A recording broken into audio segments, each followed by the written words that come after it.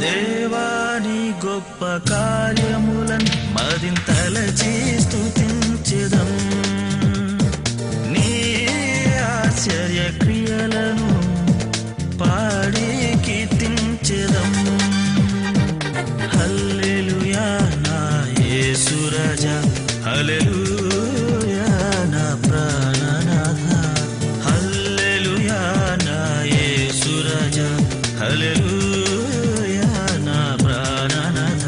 స్తుతులు మహిమ ఘనత నీకే, స్తుతులు మహిమ ఘనత నీకే.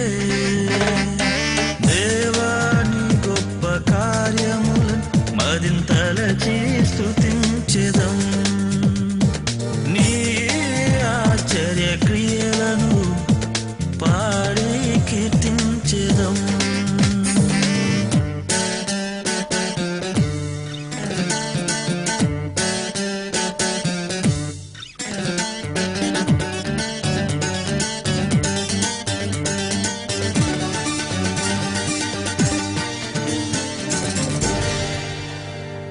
శాశ్వత ప్రేమతో నన్ను ప్రేమించి పరమును వీడి భూమి కరుదించి,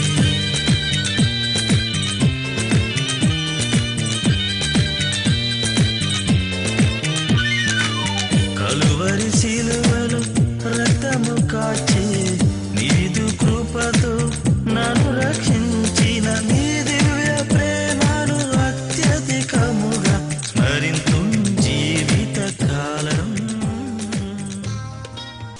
మీకు చేసిన ఒక ప్రార్థన వల్ల జరిగిన స్వస్థత గురించి మీరు చెప్పండి. వెంకట గారు అయ్యగారు చేసిన ప్రార్థన వల్ల నాకు ఒళ్ళు వాపు వచ్చింది.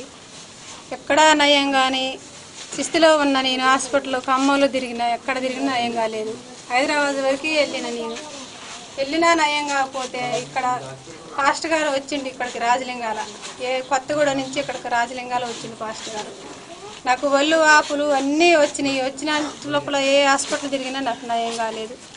నయం కాకపోతే నాకు పాస్టర్ గారు నాకు ప్రార్థన చేసిన వల్ల నేను స్వస్థ పొందిన, నాకు నయమైంది. నేను చాలా బాధలు పడ్డా నా జీవితంలో.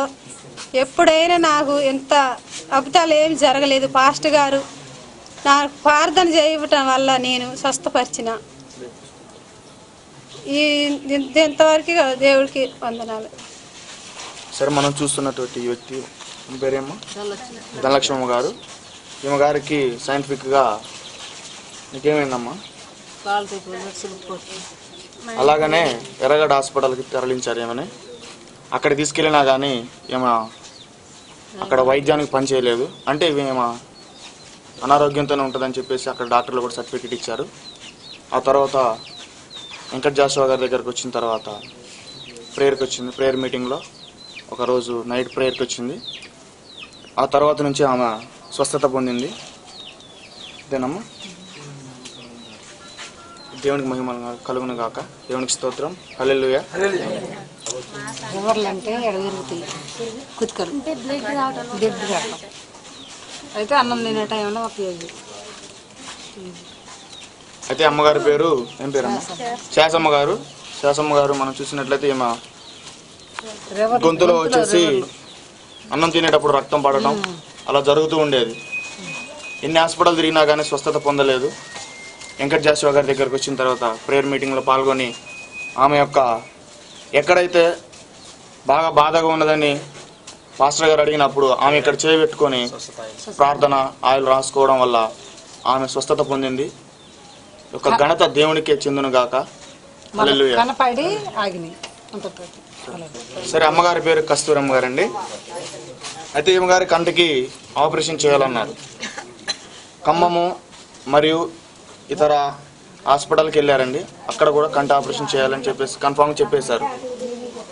ఇలాగనే బ్రదర్ వెంకట జాషువా గారి ప్రార్థన కూటంలో పాల్గొని ఆ యొక్క ప్రార్థన ఆయిలు ఆ కంటికి రాసుకొని ప్రే చేసుకొని పడుకున్న తర్వాత ఇంకో కన్ను కూడా ఇప్పుడు ఆపరేషన్ చేసే పరిస్థితి కూడా లేదు, మంచి క్యూర్ అయిపోయిందండి. కళ్ళు కనపడుతున్నాయండి మంచిగా. మంచిగా పడుతున్నాయి.